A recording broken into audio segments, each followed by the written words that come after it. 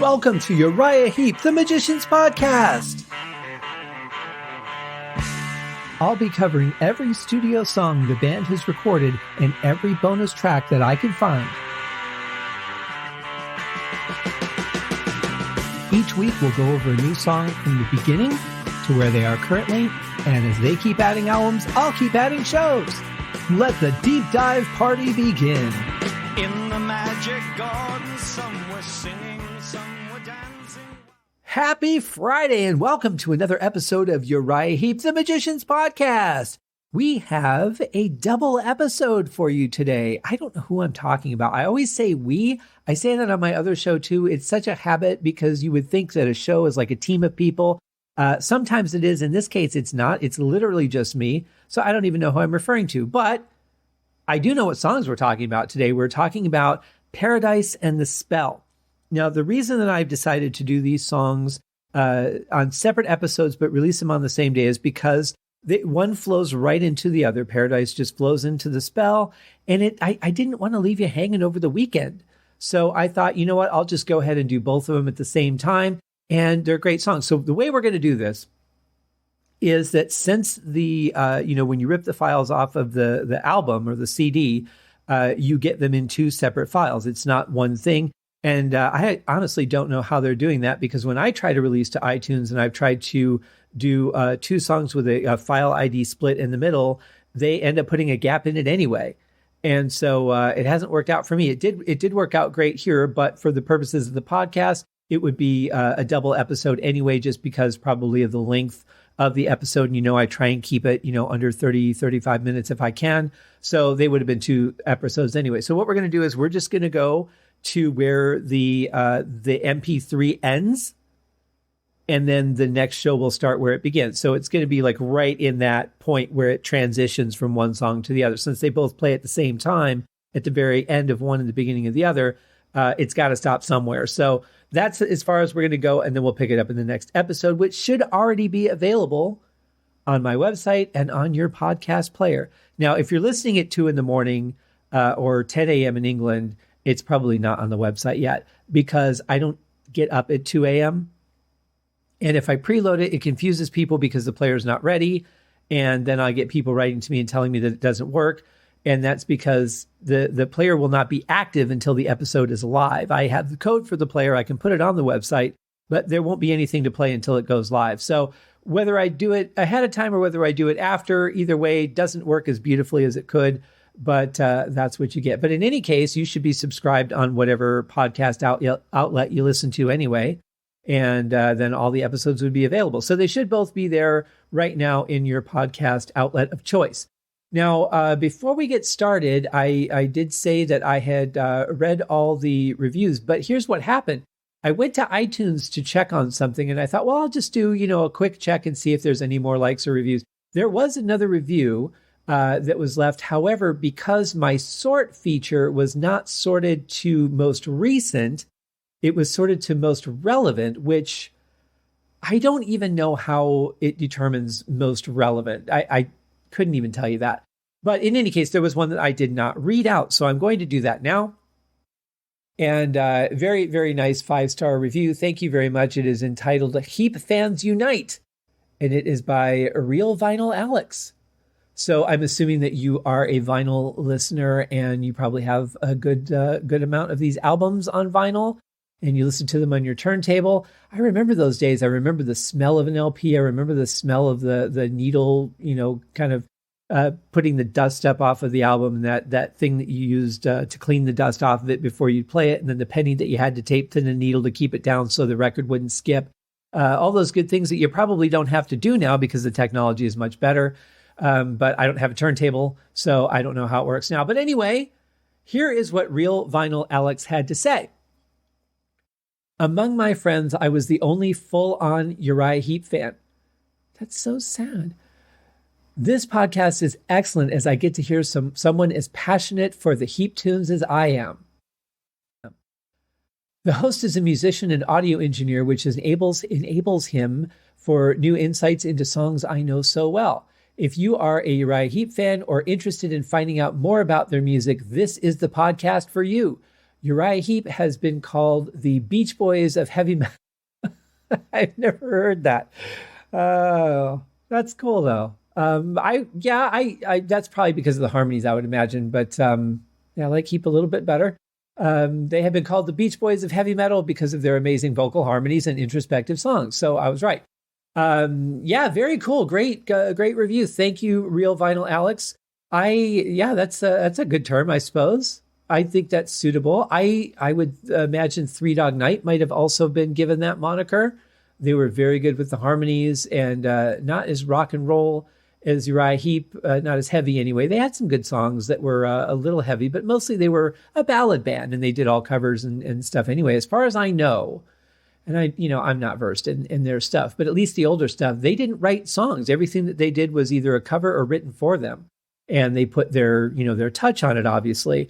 But I love Three Dog Night. And I know that in the early days, somewhere along the lines, Uriah Heep was opening for Three Dog Night or toured with them. I don't know who opened, I should say. But that would have been the vocal event of the century, getting those two bands together. So thank you, Real Vinyl Alex. Thank you guys for everyone who has left a review, who has left a rating. And it's very, very much appreciated. That really helps us get, it helps make the show more visible, which is how other people potentially find it, unless they're searching for, maybe they're searching for a Uriah Heep album and they, bring the thing up and they see the logo for the podcast. There's also a nice podcast link there if you search for Uriah Heep, and there'll be like albums and singles and podcasts, which is really cool. And of course, we're on there. So thank you, everybody. That it really means a lot to me that what I'm doing here is reaching people and making them happy. And that's what it's all about. There's so much going on in the world with all the politics and everything else, especially here in America right now. I'm sick of hearing about it. I don't know about you guys. So what I do, I turn to music. I turn to artistry. I turn to things that make me happy and things that can help me avoid the world quite happily. And that's one of the benefits for me of doing this podcast. So, without further ado, I think we'll just get right into the song. Here is Paradise. That sounded creepier than I wanted it to.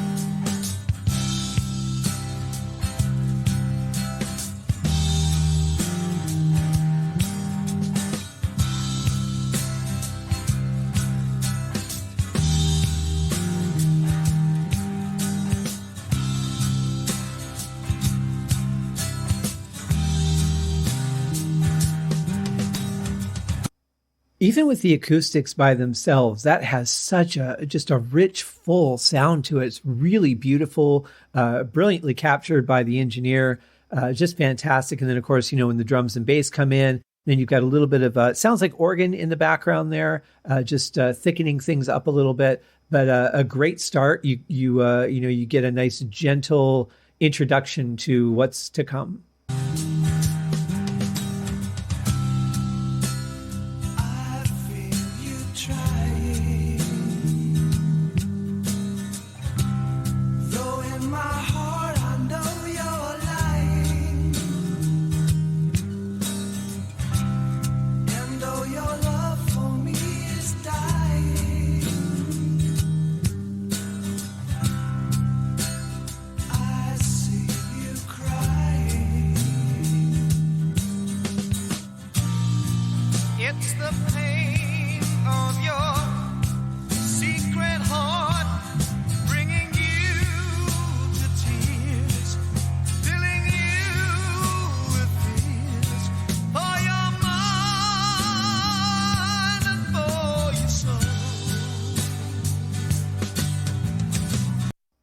Well, you guys know me. I love that gentle side of David Byron when he uses it. Very tastefully done.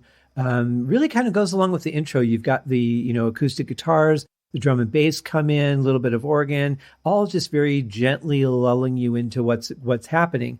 And this vocal just is another thing that pulls at you and brings you into it.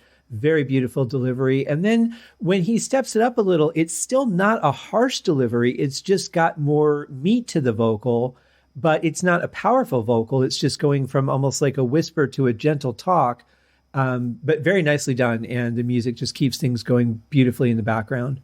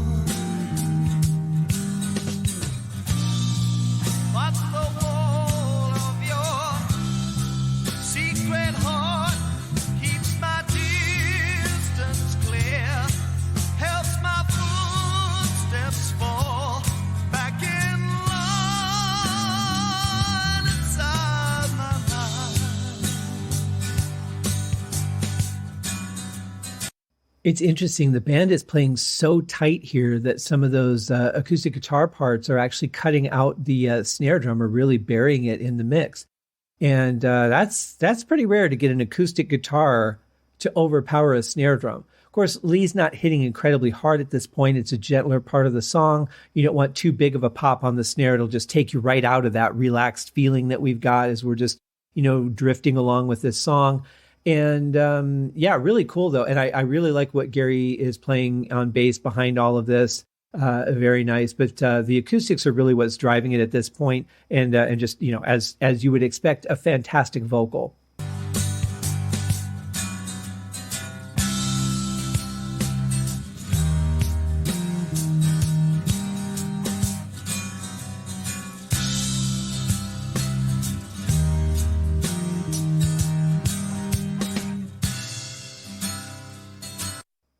There are a couple of particularly noticeable things in this last passage that I wanted to point out. For one, there are just, two notes being played on the keyboard, very simple, but they really help shape the tone for this part. Since everything else is, you're hearing the acoustics strumming so heavily, they're just over the top of the acoustics and they blend really, really well. It's almost something that you might not necessarily notice, but if it wasn't there, it would feel a little emptier.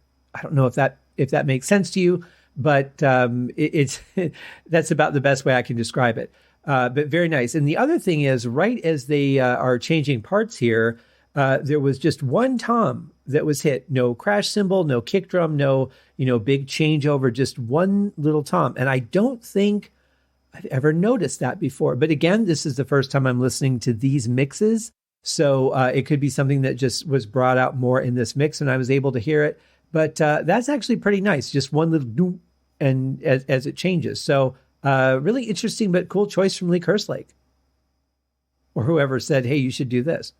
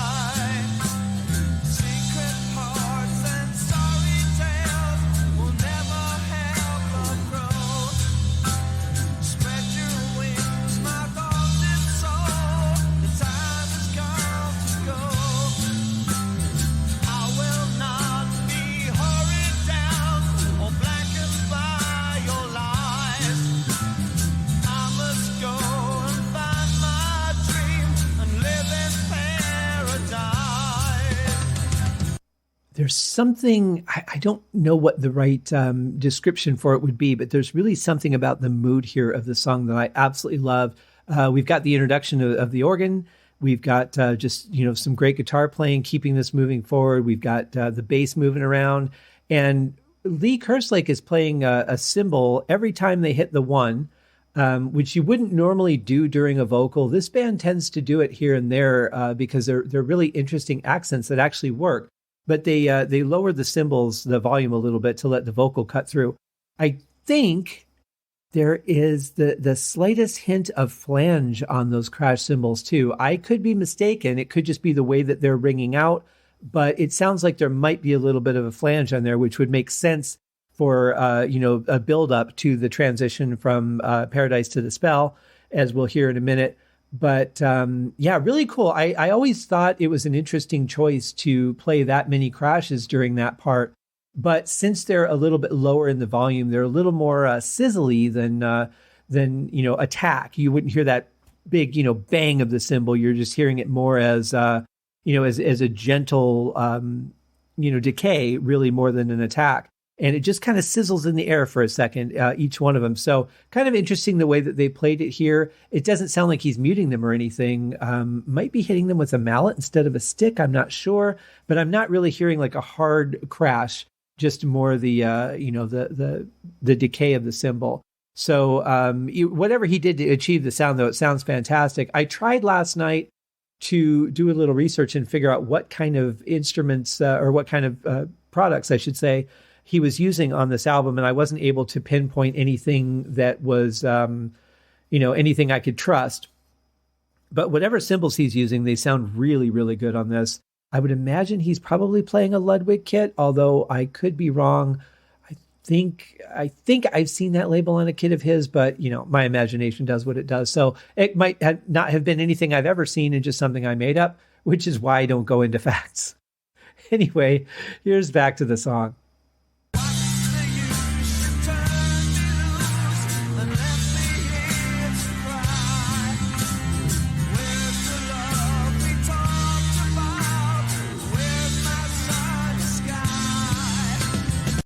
I really love what Mick's playing on guitars here. Very simple, kind of a slightly opposing notes to what's going on in the song, but very cool. Not too loud in the mix, enough for you to feel it and hear it, but not have it overpower anything. I can't say enough how much I love the mix of this album. And even though I'm hearing these mixes for the first time, for the most part, they're very true to the versions that I know. And just sound fantastic. But it's a great addition of the guitar here. It adds another level of depth and interest to what's going on, and really just helps add just another really sweet layer of audio.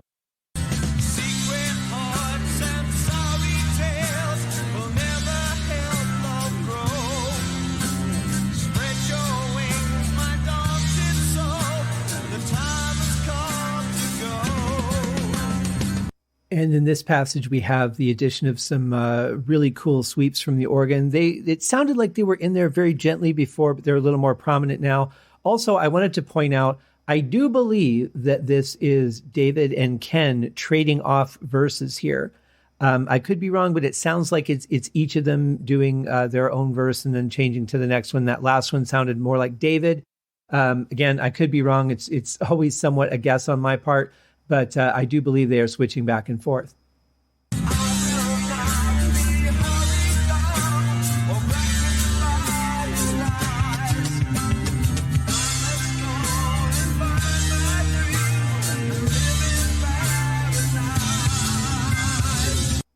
Pretty sure that was Ken Hensley singing that part, and probably David Byron the next part.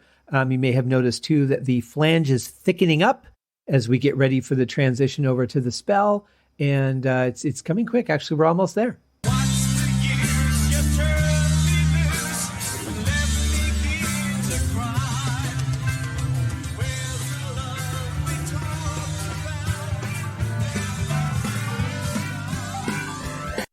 And that's where it ended, right there. And that was all the decision of whoever it was that had prepared it for the digital media distribution. You have to put a file ID somewhere in there. And you just do it by, depending on what program they were using. But in general, you would just, line it up where you want it to be and then just put like a flag there. and that tells the digital media reader to turn that into a separate file ID, and it goes from one song into the next. When I was cutting my own discs, I used to be able to do it, but somehow when you upload through a service to iTunes, it seems to lose that translation. So if you're listening to the CD, it's just a smooth transition from one song into another, which is much nicer than this. But in this case, we're breaking it up for the episode, and it's really cool. So that flange that I was saying, I thought I heard on the drums earlier, very gently, obviously was building towards this crescendo of flange at the end, and right in that transition over into the spell, which I thought was really nice.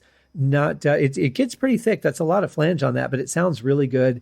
And it's a great buildup from one song going into the next. So you're just kind of like, well, where does this leave us in the story? I don't know.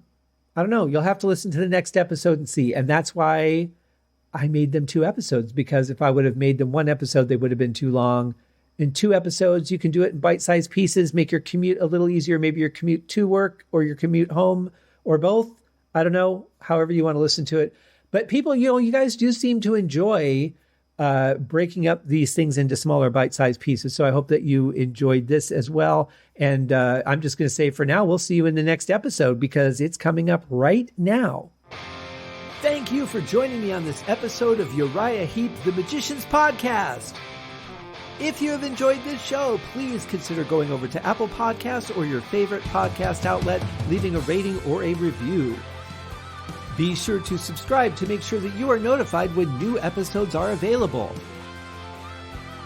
Please be sure to share this podcast with your fellow Uriah Heep enthusiasts and anyone who you think would like Uriah Heep, which should be everyone.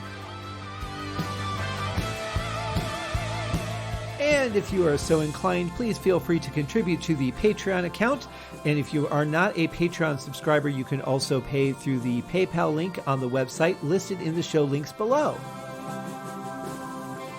I would also like to thank Uriah Heep for their very generous support of the show, and thank you guys for listening. We'll see you in the next episode. Happy days!